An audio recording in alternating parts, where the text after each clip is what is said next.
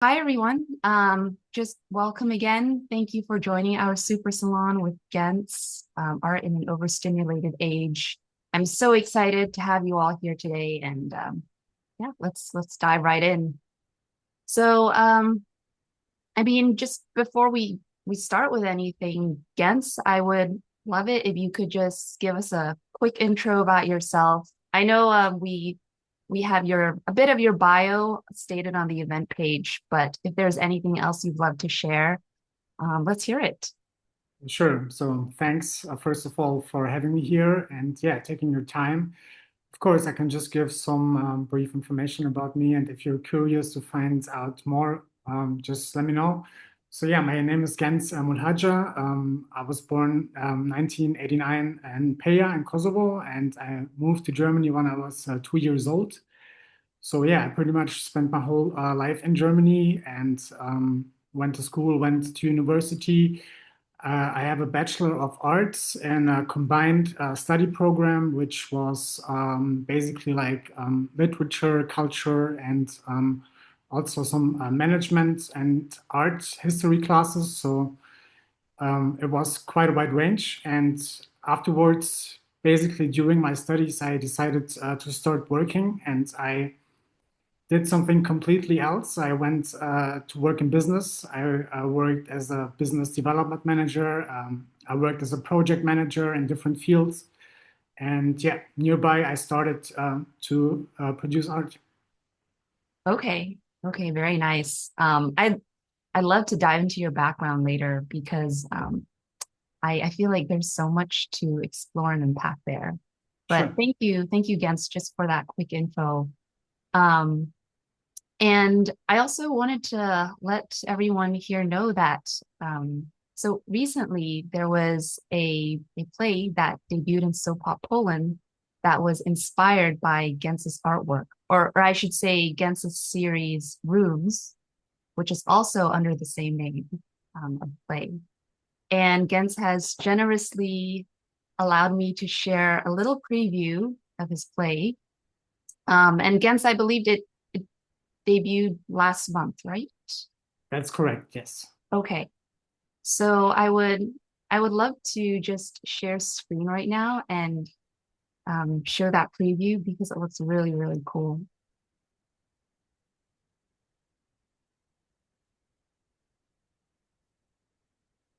Okay. Can everybody see what I'm seeing, which is an image of one of Gens's paintings in a theater setting? Okay, cool. Um, and let me know if if you cannot hear the volume, but it is on. So I'll start it.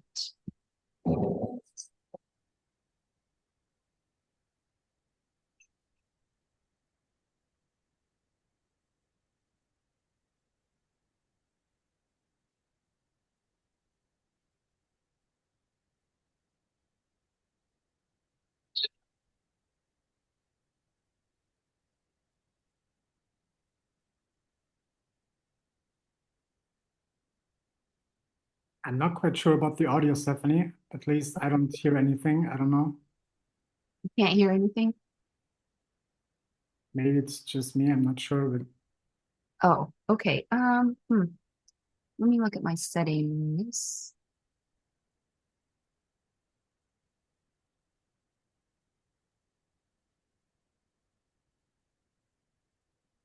Let's try again. So,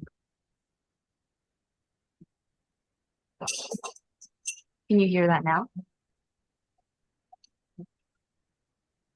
mm,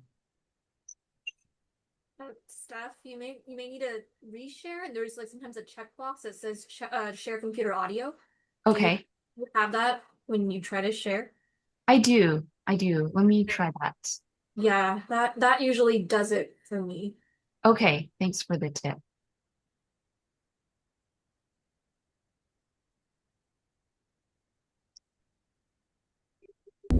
All right, how about now? Good. Okay, great.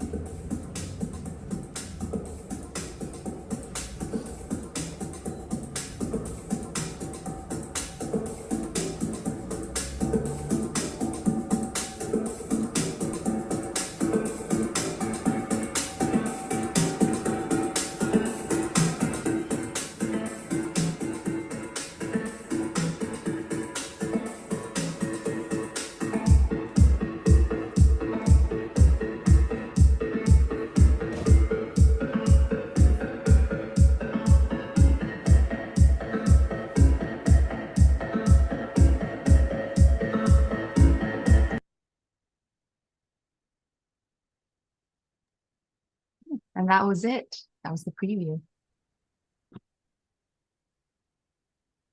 Yeah, thank you for that share sound tip, Liv. I didn't see that prior. Cool. Yeah. So, oh my gosh, Gens, like, I honestly wish we could have seen more of that because I feel like that clip was just a little too short. Yeah, probably. But still nice to see it again, to be honest. And it just brought me back into actually that room when I first saw the premiere. So yeah, I mean, like I can share some more background information if you like. Yeah, About I was going to ask, I mean, what was that scene about? How did this play even come about? Yeah, so I had an exhibition in Poland in Gdansk, in the city Gdansk, at Galeria Glaza. So I worked with them together. And during my exhibition, I showed actually this series, which is called Rooms. It's, I think, 15 pieces in general or in total.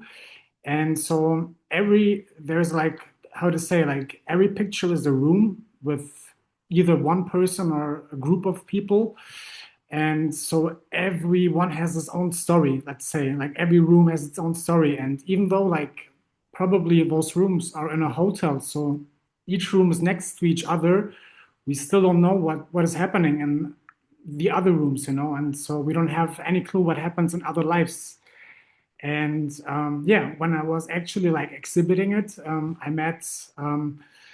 met Magda, who works at the theater, and Mhm. she asked me if I'm interested in, or if I could imagine in transferring it into a theater play. And I was like really shocked in a positive way because I was like, that's amazing, cool, why not? And so yeah, we started to talk, and it took a preparation of about 6 to 8 months. And yeah, finally, like the play was a month ago. It was the start. And yeah, we're thinking about, or the theater, the people there are thinking about to expand it. And yeah, so what you saw basically, guys, is yeah, a minute of probably an hour. And this was just like one specific room. And there are like many others to follow, basically. Yeah. Okay, I see. And curious, Gans, what specifically was this scene about? So this scene, I think, was basically like the very first room because the very first painting of the series is kind of the reception of Okay. this hotel.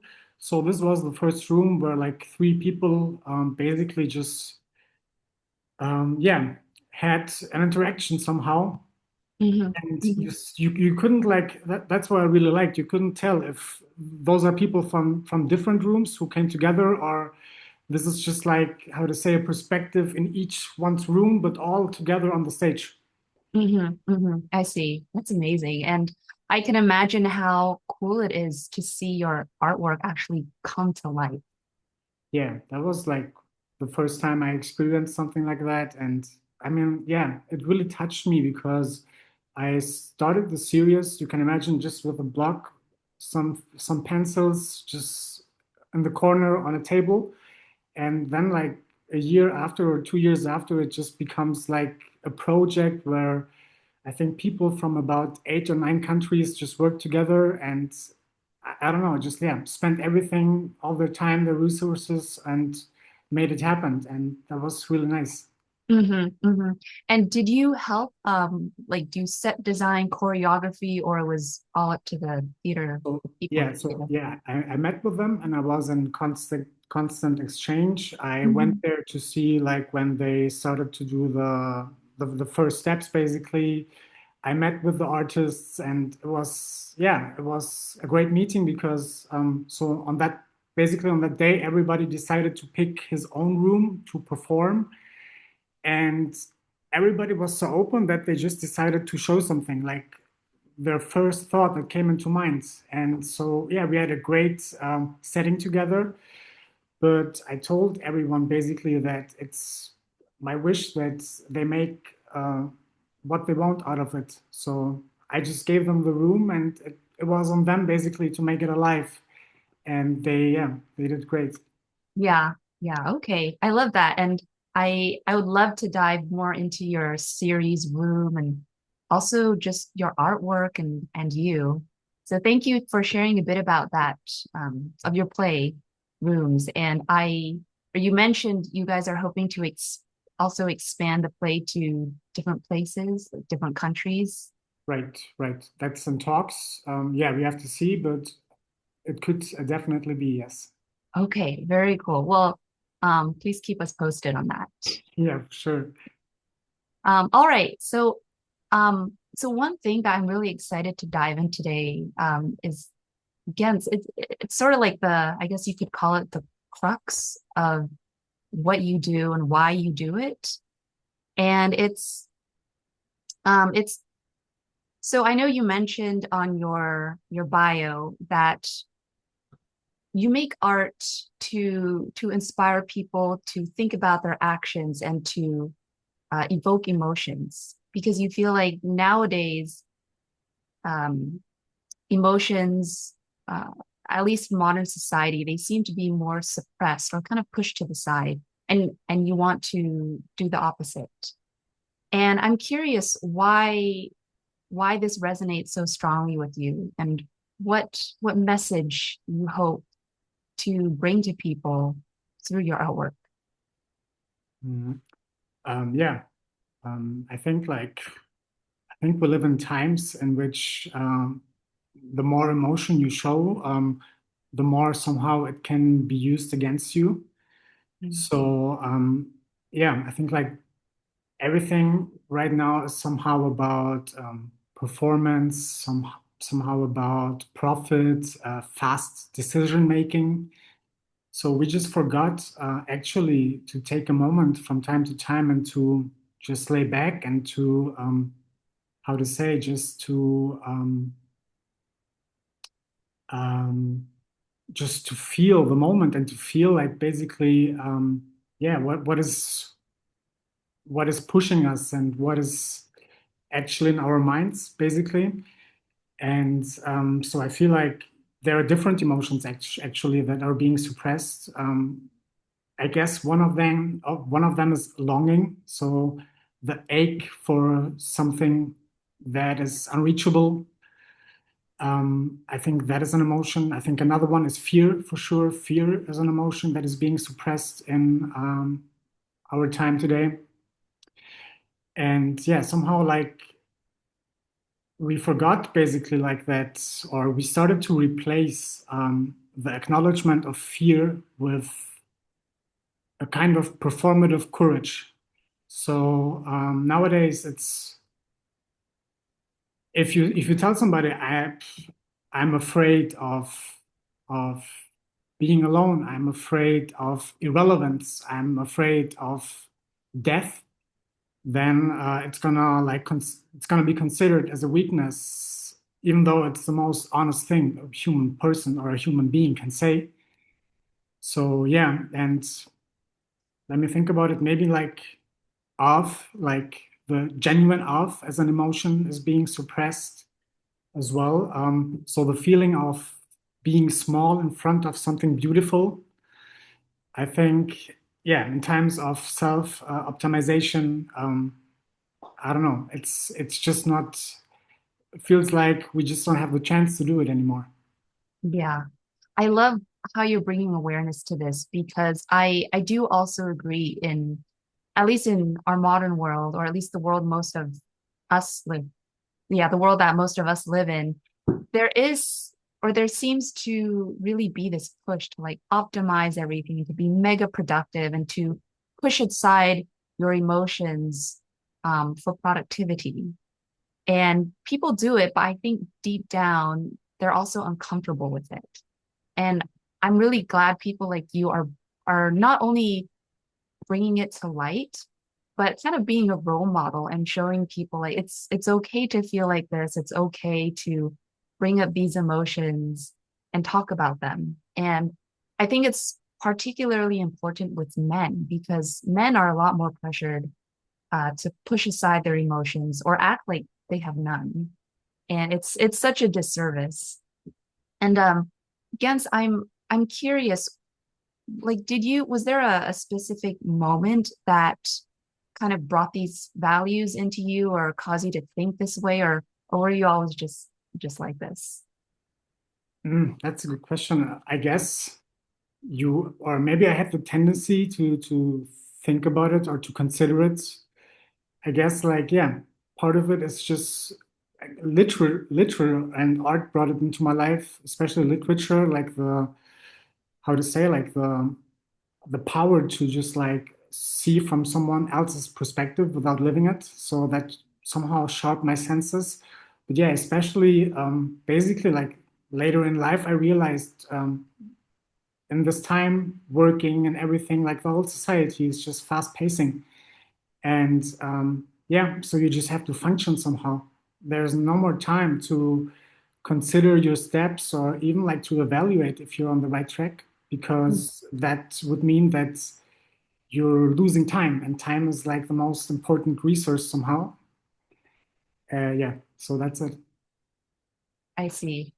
And I know you mentioned you didn't just start off as an artist or as a painter. You worked in business development, was I correct? Right, yeah, Like correct. you studied art history, but for your first, I guess your first jobs, you went to business.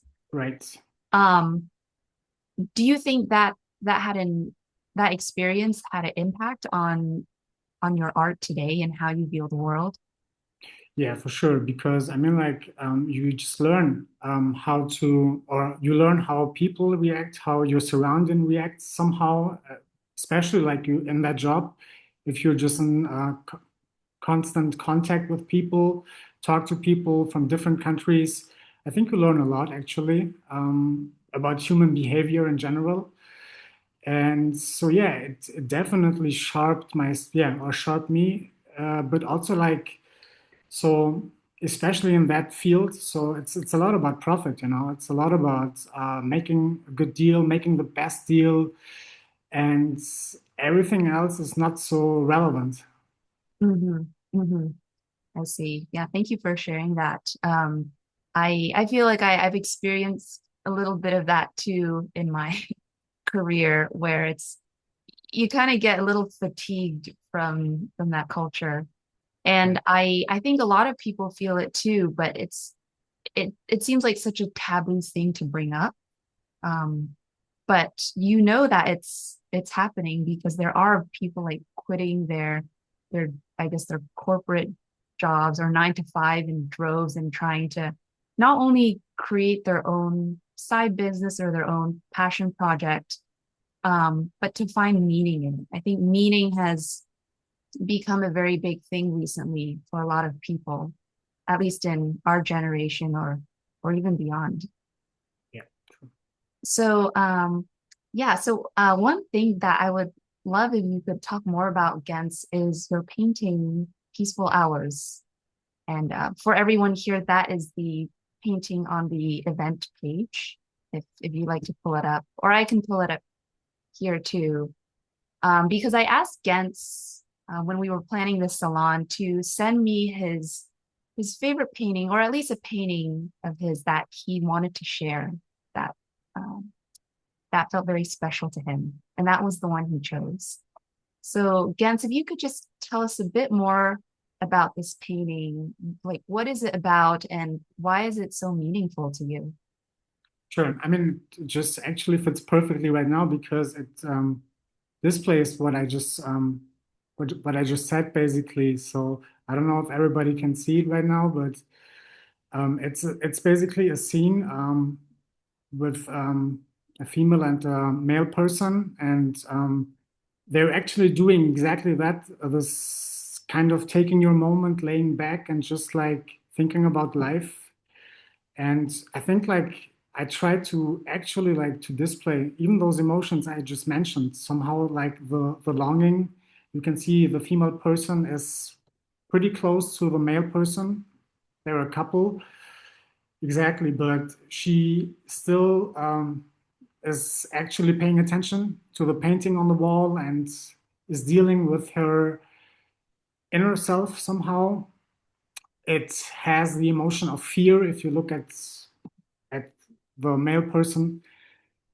Somehow fear, but not in a negative way. It's just part of life. It's kind of accepting that you don't have everything under your control, And yeah, it's also like somehow an off moment because at least for the woman, because yeah, she's facing towards the painting and she feels like it is special to her.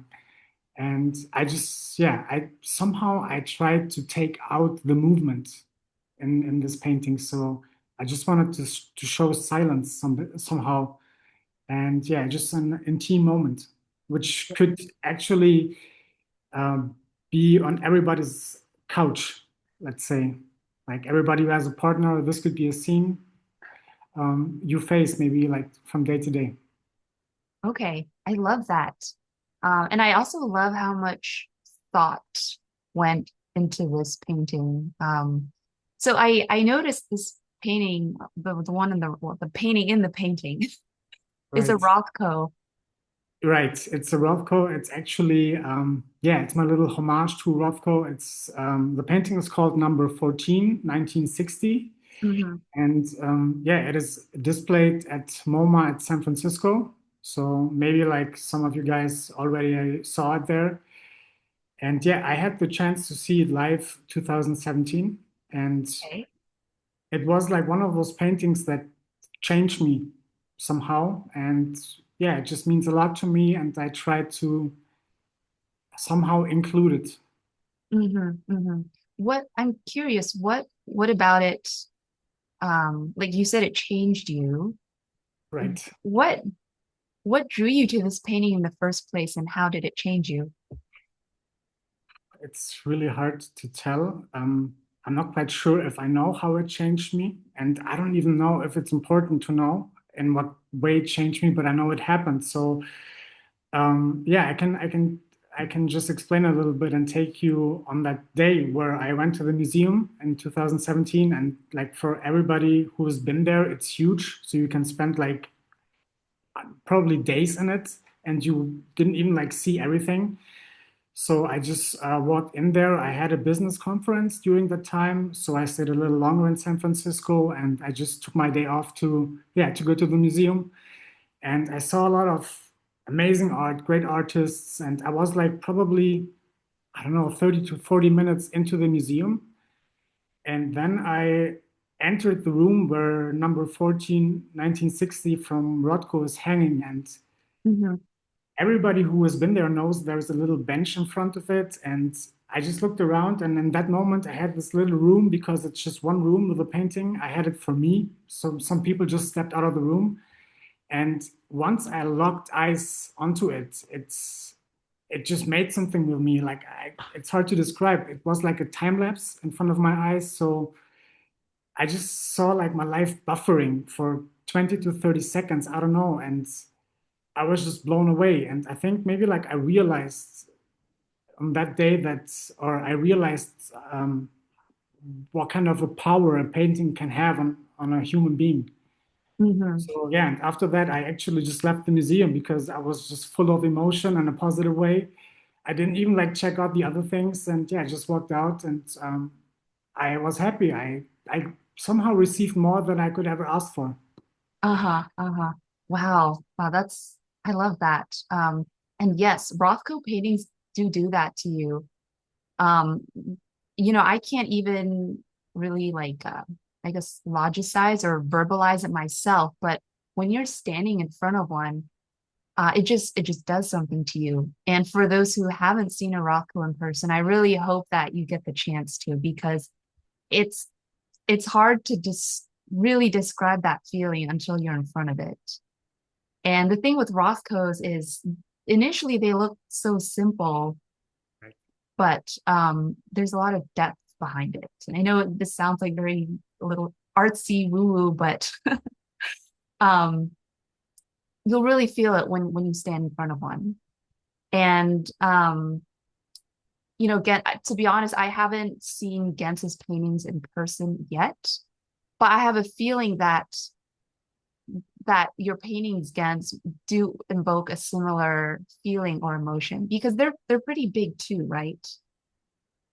Right. So yeah, I have like different sizes actually. I have big paintings. I have small ones as well. But yeah, and just to get to the point you just mentioned, it's exactly that, because maybe like some people would describe it as simple, like Rothko for those kind of paintings used like 2 or 3 art colors. So you might think, okay, like what can you do with that? You know, it's not full of colors, shapes, but that's actually the magic, because he somehow understood how to combine them to captivate, I don't know, you inside of them somehow. Mm-hmm. Mm-hmm. Yeah. And that actually leads me to what I wanted to ask you next. And I'm going to stop sharing screen if that's okay. So I can see you all better. Um, which, yeah, on the topic of like colors and subject against, a lot of your artwork, at least your recent artwork, seems to deal with themes of people and society, and so it's not just emotions. While your older artwork seemed to be more abstract, and I'm curious, um, is there a reason for that transition? How do you come up with your subjects and what to paint? Great question. Yeah, so you're right. So the recent works were more figurative, I believe, and I started completely abstract.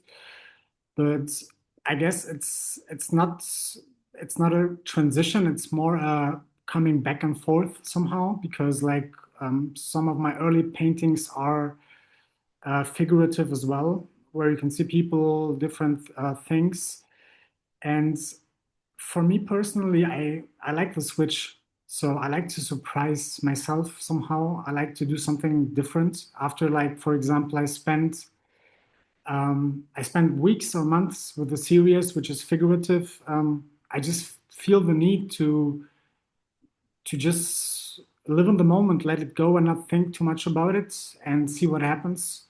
Mhm. So yeah, I like to combine both. Yeah, of course, for example, like some works take more thought. I prepare like drawings or make notes. But again, like I just like to also like to just enter my space and just like to start and do something. And I don't know if I will ever just do one thing, like either the abstraction or more the figurative. I guess I'm just going to continue to, yeah, just to do what feels right in Mhm. that specific moment. I see. Okay. So you really just do paint how you feel, like Right, in the moment, whatever comes to mind. right. Yeah. So sometimes I have ideas, of course, and I just bring them to paper, and then like I start to make, so I know what I'm going to do. And I know like, okay, it's going to take me, let's say like 2 months, for example, for 15 pieces.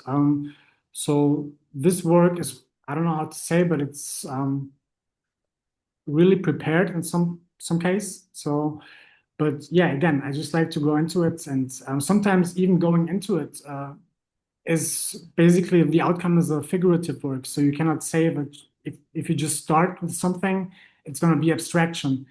I don't think it's connected to that. So, but yeah, I hope Hmm. I could give you an answer. No, no, no, it makes sense. And going off of that, I also wanted to ask you about your color palette because I feel like that is your color palette is so striking and it's one of your most recognizable, I guess, aesthetics.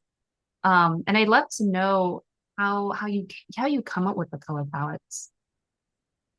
It's totally a feeling, actually. So I just, yeah, for example, for my Room series, Hmm. which was adapted into the theater, I actually picked like 6 different colors before I even started the series. And I told myself I'm going to do the whole series with those 6 or 7 colors.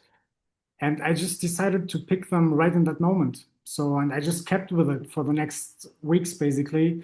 Hmm. So I'm not trying to put too much thought into it. I try to listen to my intuition somehow. I think like everybody has that, but we somehow started to unlearn it because, yeah, maybe we are too afraid to listen to it. And yeah, that's what I'm trying to do.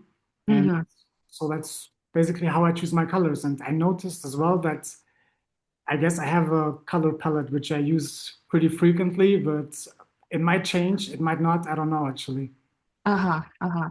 Okay. I I really appreciate how you brought up intuition because I feel like a lot of people don't listen enough to their intuition. And especially when you're in like working in a profession like yours, it's so important to listen to it in order to bring what you have up here into the world. Um, so I mean, a lot of your your artwork. So, oh, so another thing before I forget, I wanted to ask is, does each one of your paintings revolve around a specific emotion? Because I know that, you know, you deal with emotions a lot. So what I'm trying to understand is how you convey that in your artwork. Um, I guess sometimes, yeah, of course, like um, they're linked to emotions. I don't know if it's a single emotion that triggers me to paint a painting. Hmm. I guess different feelings somehow in general, but Hmm. yeah, I just try to. So if there is anything like any specific emotion, I just try to be to make it present, to really like look into it, to see like yeah, which aspect of it is really sticking to me, what is going on, and then I try to basically convey it on the canvases, on the papers. But yeah, so I wouldn't say like I try to, let's say for example, I take one emotion and I try to portray it or something. It's yeah, it's a mix somehow. Hmm. Hmm. Got it. Okay. I know that was a bit of a difficult question, but Yeah, it's a legit one to be honest. But yeah, so I guess again, back to intuition. You just like start to trust your intuition after you like resettled it somehow. Because mhm, again, like in the working sphere, professional sphere, sometimes you have to push it aside. But I learned to listen to it, and it's feeling great. Well, I'm so glad to hear that. And it's also very nice, like, you know, just hearing a guy say it, to be honest. 'Cause I think sometimes men are a little afraid to sound too woo-woo, but it's I mean it's just great to hear you say that. I mean, because as you mentioned, we all have it in us, right? It's just a matter of listening to it. Right. Um, so yeah, I see a hand up. Jamie, the floor is yours. Yeah, sure. Just because you're kind of covering emotion, I was just wondering for how are people sort of interpreting it differently in, say, different parts of Europe? Because just, I mean, stereotypically from interactions, but like Southern Europe is, I'd say, at least more emotionally flamboyant than maybe like Eastern European is. So are people kind of interpreting it the sort of same painting very differently depending on like location, or like is that a challenge for you in terms of like localizing what you're going to show and stuff along those lines? Thanks.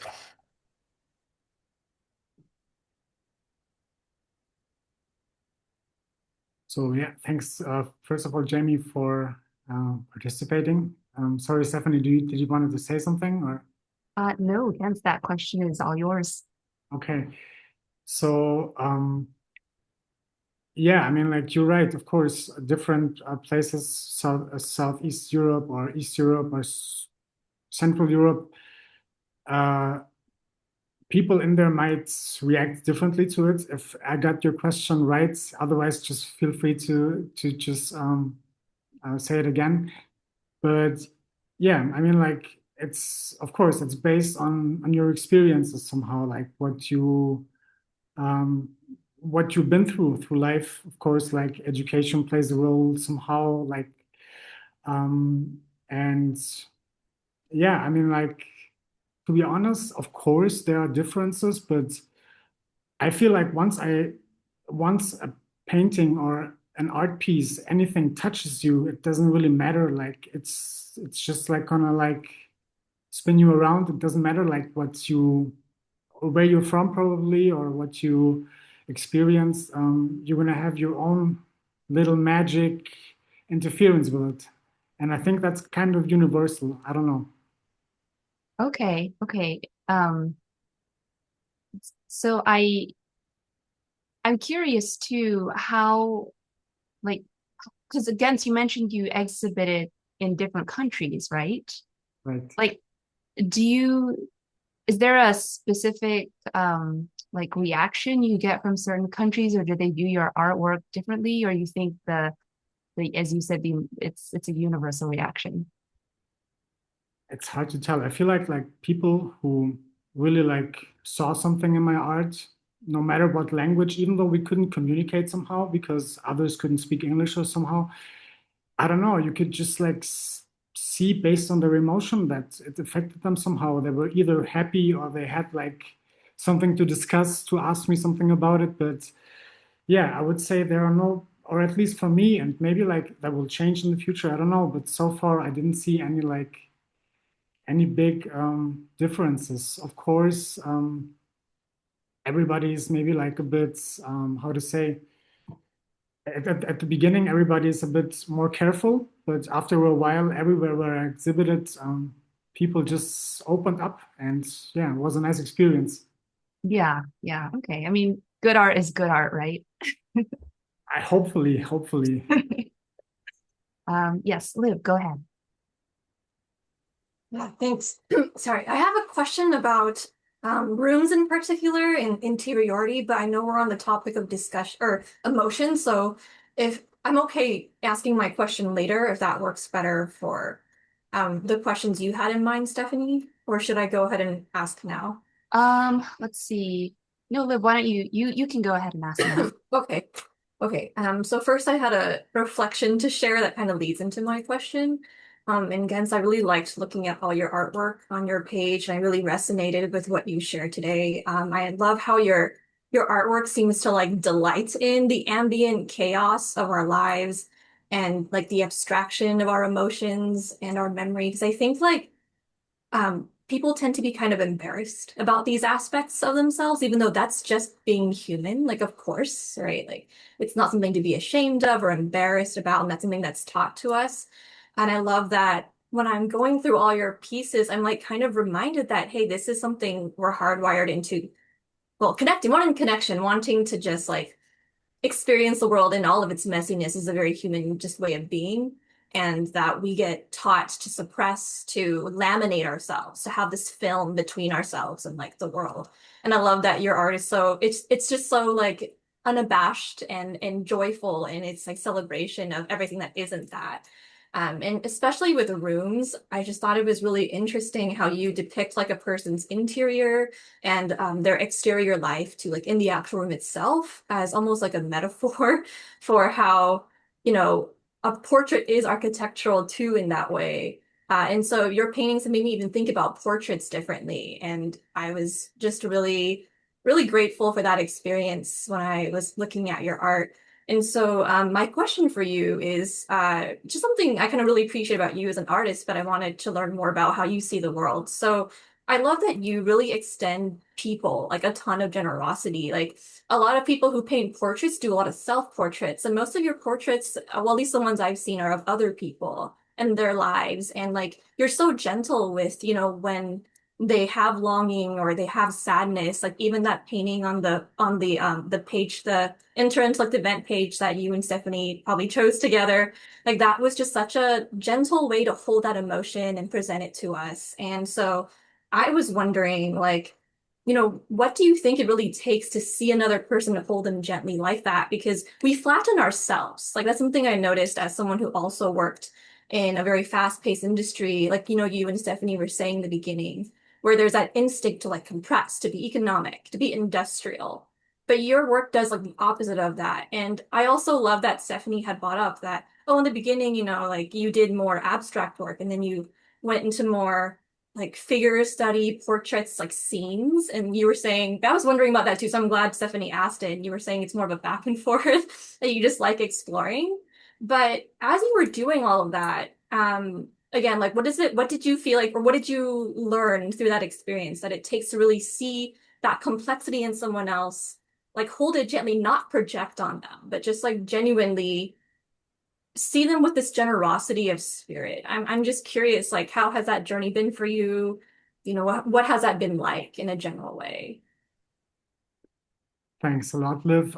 Yeah, great points you brought up actually. So, uh, quite hard to tell you, but so first of all, thanks. You really brought up a lot of things, and I feel really happy that you see it that way.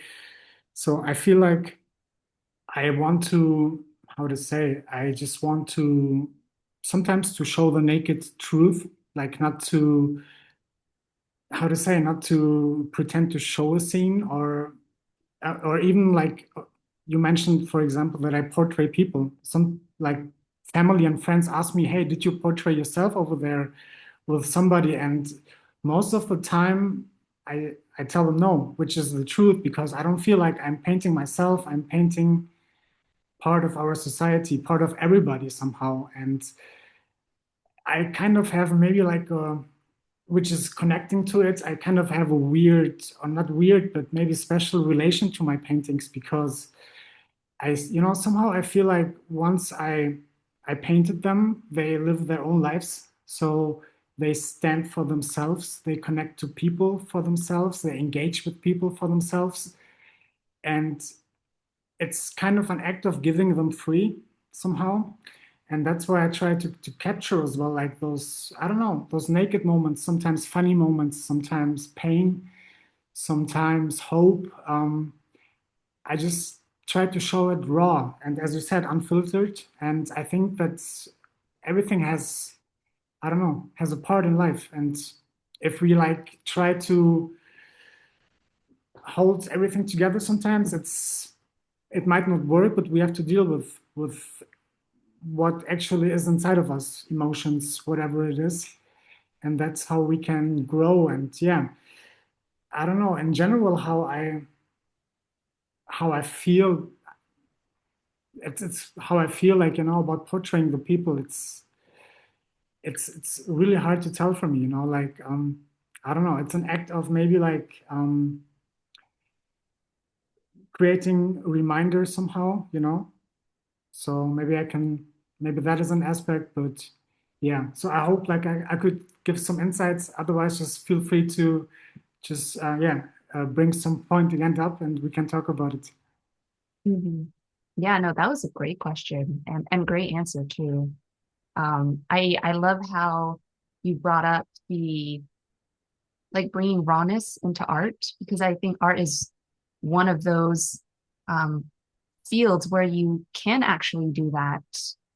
And Alexis also made a really good comment in the chat bar, in the chat here, on how artwork is like medicine to the collective, which I really resonate with too. I think a lot of people, at least those who may not be, I guess, in tune with art or creativity, just kind of see it as this nice to have thing on the side, just maybe decor. Or one day when they get rich, maybe they'll get into collecting art, but they don't see it as something. They don't see it as medicine. Basically, they just see it as a nice to have. But I think art is so much more important to that. And um, Gens, I also love how you talked about your art having its own life after you're done painting it. Um, Yeah, yeah, do you mind expanding more on that? sure. I mean, like, yeah, it's it's it's weird because sometimes I visit people, friends or others who have paintings, my paintings on the walls, and I can only describe it as when you meet an old friend where you like spend a lot of time together, and for that certain amount, this friend was everything to you. You shared everything. There was like nothing in between. And after a while, you just go separate ways. So that's when like my art ends up somewhere else, and yeah, so that's how I try to see it somehow, I don't think I have the control of it anymore. And I think this is important in our society because we try to control everything somehow. We try to make like the best outcome. and to eliminate any like dangers or something. But I just realized that I don't have that power and I don't want to have it somehow. And that's also, if you would, for example, ask me like what kind of, I don't know, what kind of audience I would wish for my art, I would tell you none in particular because it's not on me to make the decision. Mhm. So yeah, I think that's a very wise answer, actually. And it's like yeah, I also liked how you said it's not up to you to control everything because we can't control every aspect of everything, and the most you can do is just kind of send your art or send a piece of you out there in the world and just see what happens, see what responds, see what comes back. And something will happen, but it's just we don't know what. right. Yeah. Um, so I really love, so it sounds to me like you put, I mean, I know you put your heart and soul into each one of your paintings. And I love how, in your perspective, it's like when someone buys or when someone hangs up your artwork in their house, there's like a piece of you with them too. And I don't know, I just think that I thought that was very beautiful and poetic. Thanks. Yeah. Oh, um, yeah. Sorry. One more Yeah, hands up from Liv. Liv, go ahead. Apologies, I was on mute.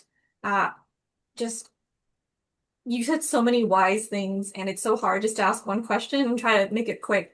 So something else, as you and Stephanie were speaking just now, that I recognize that I really admire in your paintings and really appreciate is just you have this gift for recognizing a moment as a moment. I think a lot of times we go through life and something happens to us, like you were saying with that Rothko piece, but when you were in the MoMA, but someone else could have had the exact same experience and not recognized or like had the metacognition to be aware that they were having that very like spiritual, almost spiritual or holy moment with that artwork in a very life-changing way, right?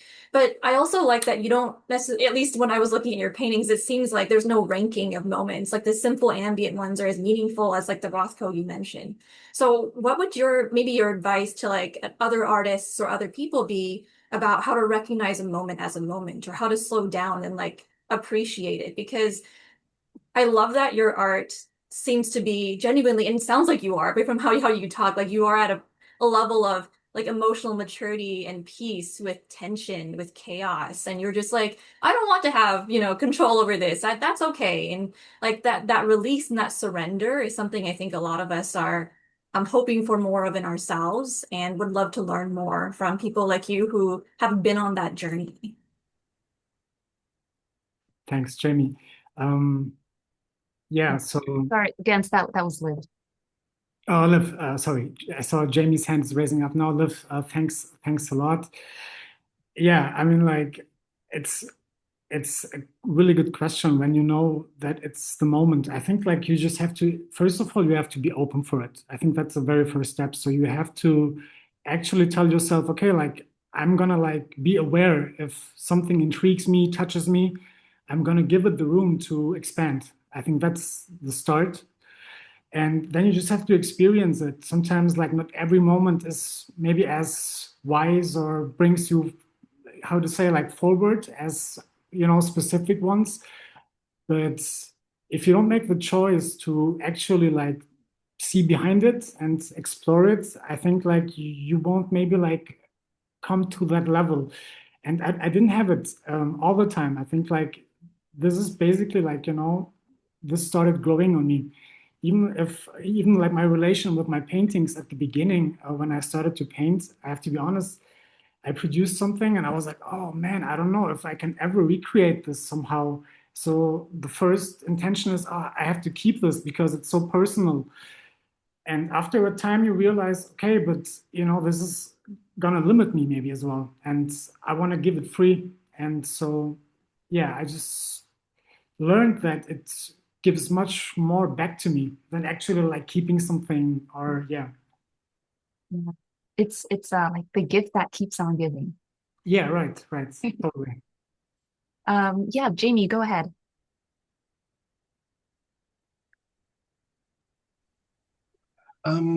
Yeah.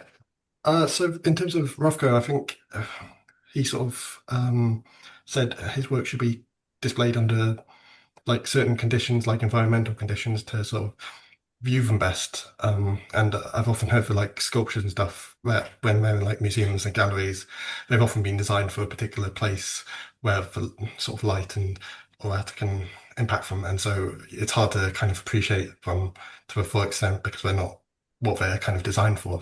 So I was just wondering, for your kind of works, is there a particular environment you've kind of intended for them to be viewed in, or is like do you like see them differently under different conditions and along those lines? Cool. Thanks, Jamie. Yeah, so it's not easy to answer, I believe, but I see my work somehow as a pole against everything which is happening right now. So like somehow like, hard to describe, but we live in times with never-ending scrolling, and like the attention span is the shortest ever in history. I believe it's 8 seconds or something. And I just try to produce something that just breaks the barrier to people, just I don't know, just stops them from what they're doing. And I think like if yeah, if I'm able to position them in some kind of way that people have the possibility to interact and to let this happen, I did everything I could. Basically, that is somehow my aim. But yeah, so yeah, that's pretty much it. I try to position them as a pole of silence, of meaning, whether you like to, whether I don't know, it speaks to you or not, because I think it's totally normal if in general, like art pieces don't speak to you. That doesn't mean that, I don't know, they speak to somebody else. But yeah, I'm just trying to, I don't know, just to give people the chance, maybe like to interact with themselves on another level. Mhm. Mhm. Yeah, I that was a great question, Jamie. And I love your answer too, Gents. I know you mentioned like you don't have a specific audience in mind when you make your artwork, but I'm curious what I mean if you've been like noticing what kind of people tend to respond to your artwork or seem to be interested.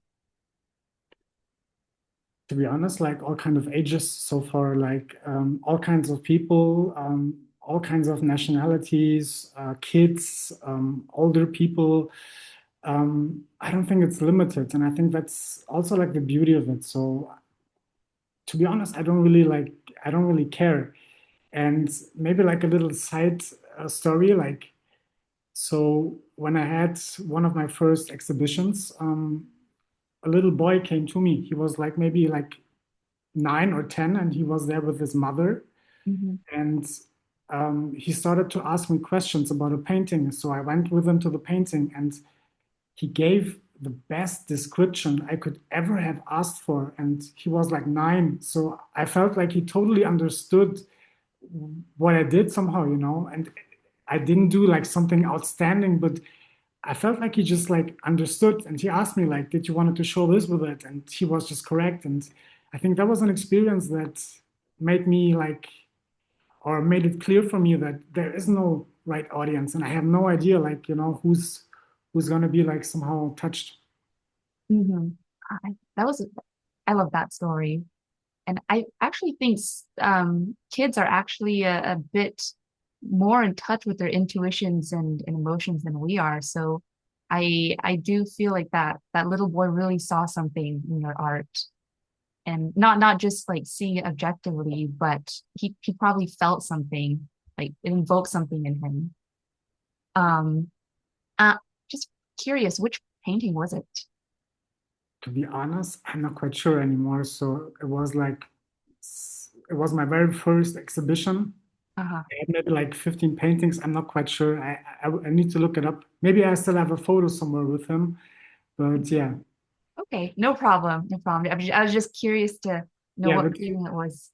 sure. In general, it was like more abstract, actually. Like certain pieces where you could like recognize this is whatever, a glass or a sports field, but it was a mixed composition. And he Mm-hmm. just like picked every piece and just went through it all basically. And Mm-hmm.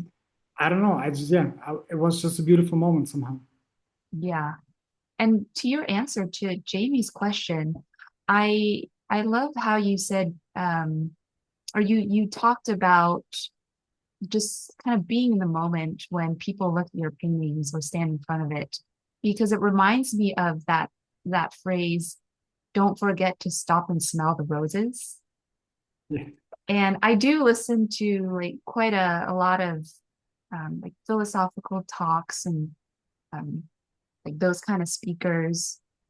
And a lot of them, like they don't necessarily say this word to word, but a lot of the gist of what they talk about, which is like the whole meaning of life, or the big questions that everyone seems to be chasing after or seeking. It's like there is really no end goal, and it's just like life is all about the little moments, and yeah, stopping to smell the roses. And in a way, I kind of feel like that is what your paintings do. I mean, they're not literal roses, but they do make us stop and think and just be in the moment. And I think that is part of the power of art, because it forces you to pause and look beyond yourself. Like you're looking into someone else's perspective, someone else's eyes, and trying to see what they see. And personally for me, I love that. Um, and Alexis and Andrew C, I saw in the chat, also brought up a really good point on how art can be therapeutic too. Um, I'm curious, Gens, did you kind of go into art as therapy as well? Because I know for a lot of people, and there's even a whole field on it, like art therapy. Um, yeah, art can be very healing for a lot of people. Right. Yeah. So yeah, that's true. I haven't explored it that much to be honest, but I totally can understand why it's being therapeutic, and I think it can be therapeutic for pretty much everybody because it gives you somehow the chance. So yeah, producing art in general gives you the chance to say something that you cannot say with words, but you somehow need to say because otherwise you feel like it's gonna be stuck in you forever and you can't let it go. And I think it's a great way to just actually portray that and deal with it. So yeah, and in general, like so yeah, I haven't looked into it that much, or I don't know. So far nobody like, for example, came to me and mentioned mentioned like for example, that any kind of my work could be like therapeutic for them. I would be happy, but yeah. So, but in general, I totally agree. It can help you with in kind of every um, situation in life, not only painting, but just being creative in general, no matter what you do. Hmm. Hmm. Yeah. I mean, I've done art in the past too, and it just, yeah, I can't describe it, but it's like when you make a piece of art, and especially when you finish it, it just comes with a very nice feeling. And like you said, I don't know how to quite put it into words, but it feels good. Yeah, it does. It does feel good, but it's also a bit sad as well because you just spend so much time with it and you just somehow feel like, it's this journey comes to an end. And Mm. so mixed emotions, but yeah, happiness first of Mhm. all, and all the yeah, everything, all the other emotions of course as well, but I guess the positive aspect is in front, yes. Yeah. Ooh, I really like how you describe each painting as a journey, because it really is, especially for the paintings of like the sizes that you painted. Right, it is. And that's how I see it. Actually, in German, we have a saying in general, and it's called Der Weg ist das Ziel, which kind of means translated that the journey is the destination. Mm. So you kind of have to enjoy the journey. Otherwise, like, what you're doing this for, like, so we don't know how destination looks like. So you rather just have fun doing it. And maybe that's exactly what you should do. Mhm. Spoken like a wise person. Yeah, it goes back to like the stopping and just smelling the roses. True. Um, and so one other thing, Gens, I really, really wanted to ask you before I forget. And um, oh, I should also mention Alexis and Andrew, you guys have like great questions, by the way. So like you're totally welcome to just keep talking in the sidebar or the side chat, but feel free to unmute and join the live discussion. Um, oh, so Gens, you mentioned like we live in an age now where it's just constant scrolling. People are so distracted. The attention span is so short. And I'm sure you know, like AI art is just all over now. And not only AI art, but AI video, AI generated content, AI slop. Like what, as an artist, what is your opinion on all this AI stuff? Is it is it something artists and just creative people in general should learn to work alongside with, or it should be kept separate from the discipline? Ooh, yeah, this is a question, I guess, which is a companion for me for quite some time. So it still has the fascination to keep me up at night because I ask, I ask, I ask that myself a lot actually, and I don't know. I guess like first of all, it's important to say that AI and new technologies are gonna like shape our near future in ways that I think most people cannot comprehend or won't see. Maybe me including. I probably have no idea. And I think everything is going to change with it. Our personal life is going to change in terms of new technologies, our professional life. And it's really, really hard, like to make a statement, a finite statement here, but it's tough to say, like I understand everybody who says like, AI shouldn't be part of it or shouldn't be part of a artistic procedure. Personally, I don't use it in any kind, like I don't use uh, technology in general that much. Not at all for art, for example. All I do is paint and do some photos of it. But I don't want like to, how to say, I don't want to choose rejection as an answer to the unknown, which is AI, what comes, and technology. And I think like even in the past, in terms of technology, we had like, for example, the camera, and the camera didn't end paintings. It just pushed paintings towards abstraction and expression. So I feel like the same can happen with AI. I'm not quite sure. I try to stay open-minded, even though, again, like I haven't used it that much. I recently, like, this is the topic I like to actually ask my friends a lot, like, how much do you use it? For what do you use it? And so maybe like 3 or 4 days, I even like for the first time, I tipped something into AI. But yeah, so I think we don't have, I think it's gonna like be part of our life. It's gonna be part of art because it's gonna be part of life, like in every aspect of it. But I think like one thing AI and, for example, machines or whatever, maybe like never will be able to reach because I feel like art at its deepest is not about creating paintings or pictures or creating something, but it's about like one human consciousness reaching out and touching another one. So this implies that you have to actually to live, to feel something, to lose something, to hope for something against all odds.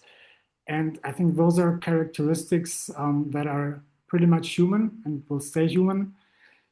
And also because, yeah, again, like this is a topic it just keeps me up at night sometimes. I feel like one thing machines will never achieve, even though, of course, I don't know how the future is going to look like, but so what I'm talking about is the necessity to produce, like again, what I said before, the feeling of I have to do this, otherwise like it's going to be lost forever.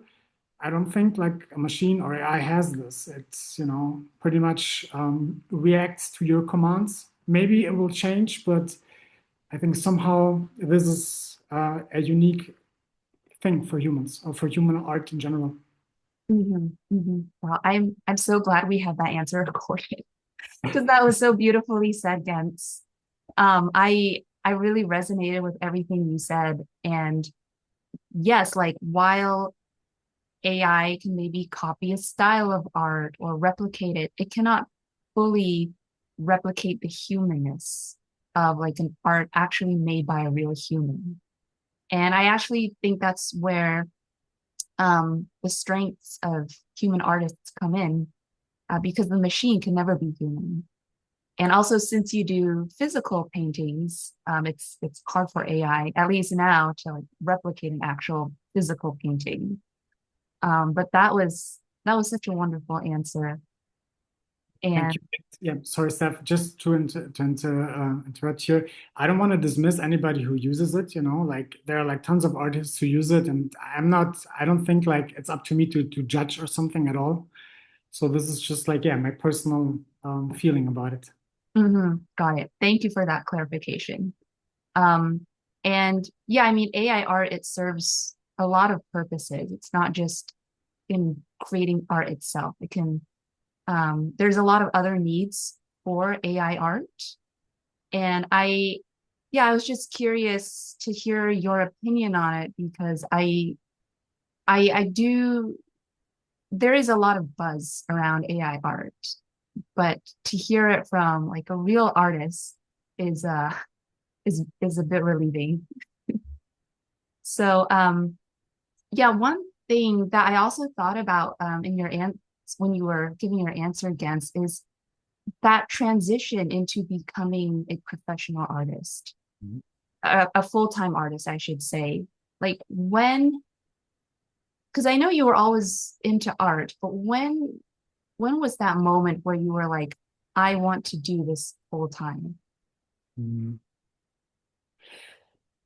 To be honest, I don't think there was ever the moment to say, like there was not a specific moment. So I think it's comparable to other situations in life. There always will be like pros and cons if you like decide to take the step. So for me personally, I knew I wanted to do it, but of course I was like also like cautious. I wanted like to see I wanted to have safety somehow. Like it's a big step to decide to quit your job, for example, and to do it.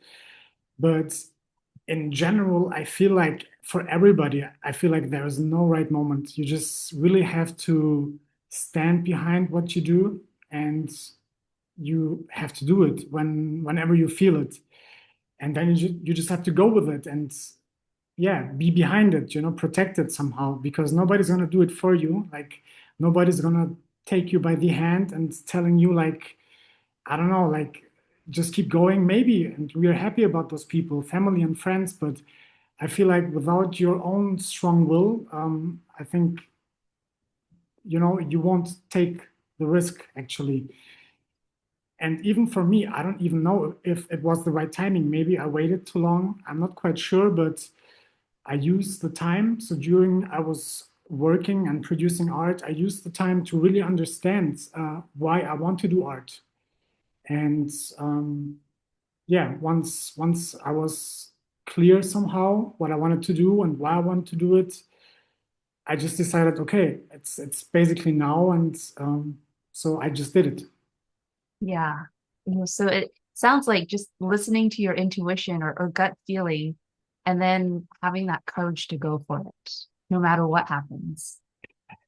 Yeah, right. But to be honest, it took me some time to have that courage. So it wasn't anything like even though I knew, of course, this is what I want to do. This is what I want to spend time with, actually. Um, yeah, sometimes specific things take more time than you expect, and that's okay. But as long as you do them, because I think everybody knows those kind of situations where you think like, oh, I'm gonna start a big project or something, but before I do that, I just need one more thing to do, and then everything will be aligned and I can start. And I think this is a mistake because the actual time of starting will never come. You will find one thing you will do in advance. Maybe you try to prepare something else and you just lose focus. So I think, yeah, you just have to do it. Yeah, it's kind of like how you can find fault in anything if you want to. Right, yeah. And I think a lot of people who make art can really resonate with that because oftentimes when you finish a work of art, you never feel like it's quite done. There's always something you can fix or something that could be better. Um, but it's like if you keep gnawing on those little things, you'll never feel satisfied, and there's always something else that could be done. So I love how you talked about just being okay a little bit with that uncertainty and going for it. Like just keep pushing forward. Right, yeah. And then basically react um, to everything which is on your way, like there is still time to navigate, there is still time to readjust your plans or moves, but you have to go and you have to do it. Yeah, kind of And like fine tuning on the way.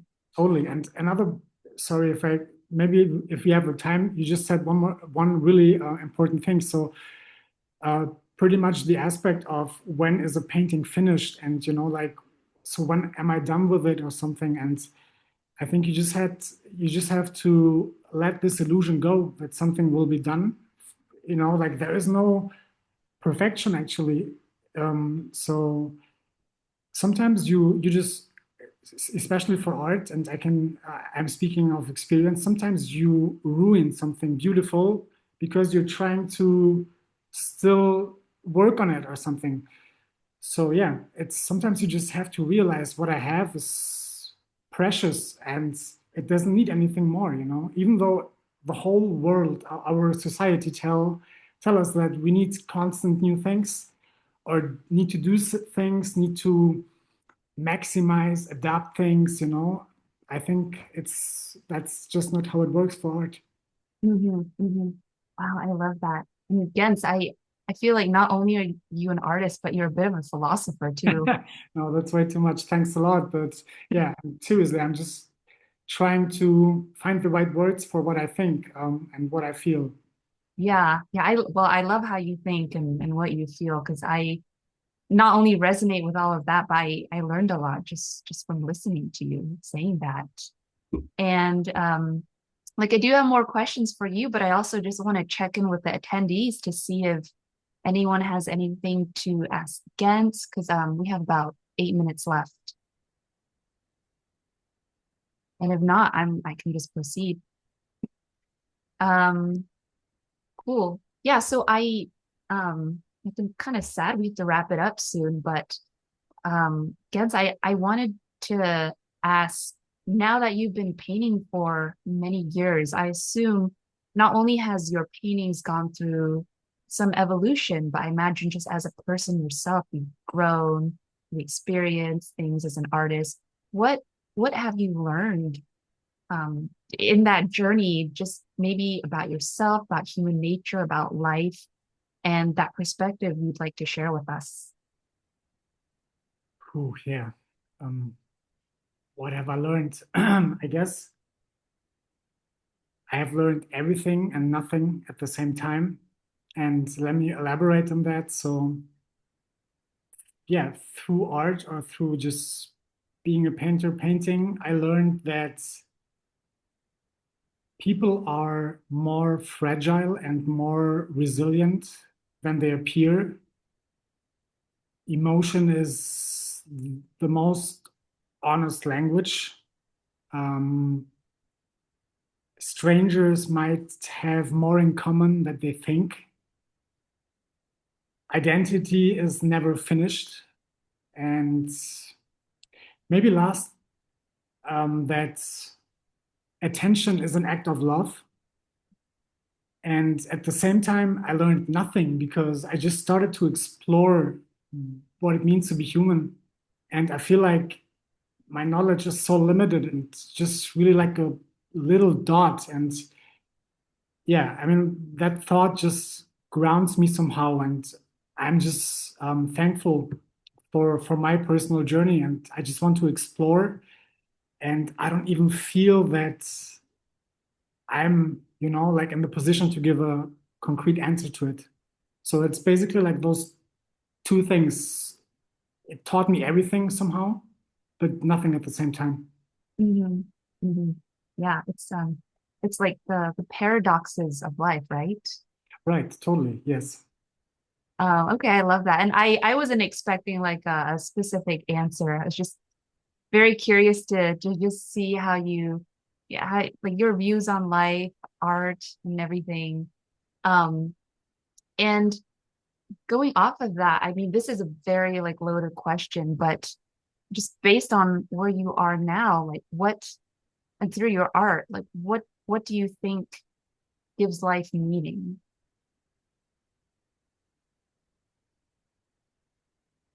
Great question. I guess we could like just make an on conversation and on call to just deal with it. Yeah. And we could probably like, yeah, I do it. did mention it was a loaded Yeah, question. yeah, for sure, for sure. Like I feel like there's so much that gives life meaning, and it depends. Everybody is different, but for me personally, just one specific aspect which gives my life meaning is actually the act of producing itself. So the act of producing art itself.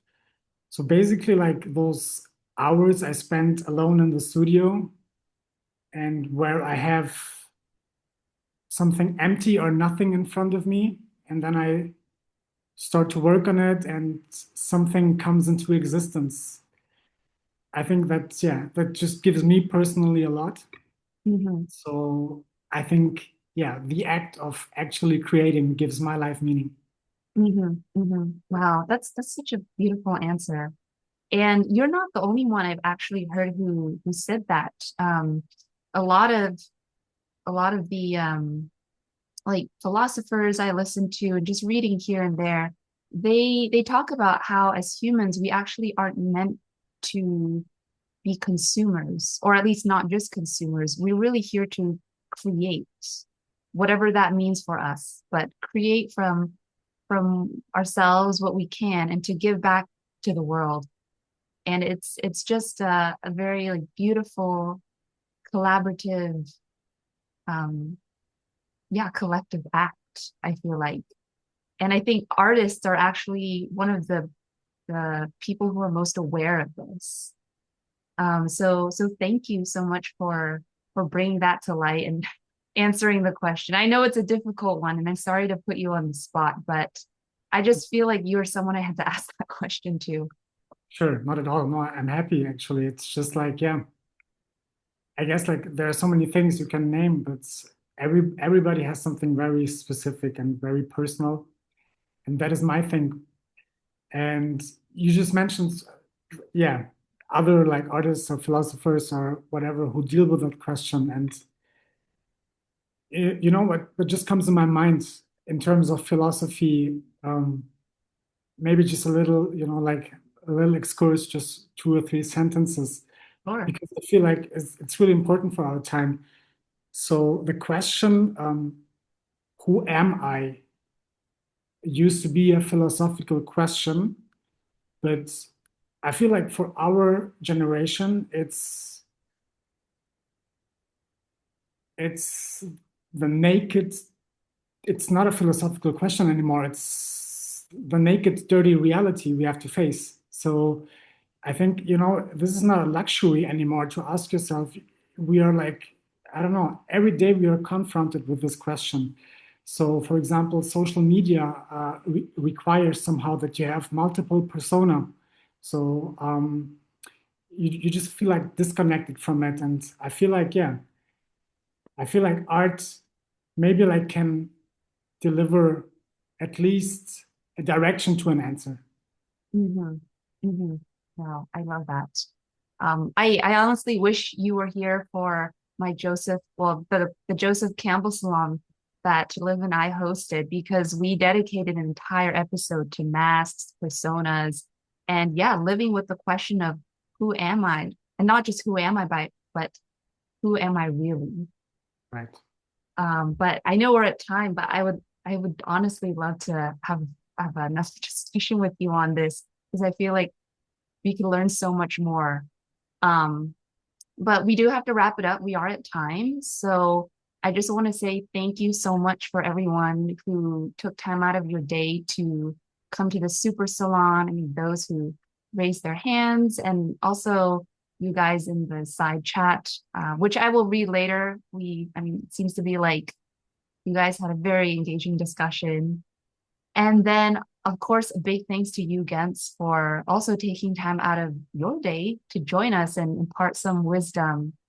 Um, and before we go, I just want to ask you, Gens, like, where can we find out more about your work? Do you have any upcoming exhibitions, shows? Will you be planning to expand into the US? Tell us more. Sure. So first of all, thanks for having me here. Thanks everybody for taking the time and yeah, just elaborate on those questions. It was a great pleasure for me, actually. It was the first time I did some kind of this format, and I really enjoyed it. And so, yeah, I will have my first museum exhibition in Germany, which will take place from September to November. It's at the museum Gut Rödinghausen. So I'm right now in preparation since a few months. Mhm. You can find me on my website. You can find me on Instagram. I have that as well. And yeah, feel free to reach out to have a discussion if you like on certain questions. So yeah, those are pretty much the main ways to find me. Okay. Thank you for that. And I will be sending out the links or like how to contact Gens and all of that in a post salon email too. And I should mention, Gens has also put together a little surprise for all of you, which I won't reveal right now. I will reveal it in the post email salon. So please stay tuned for that. I'm so excited to share it with all of you.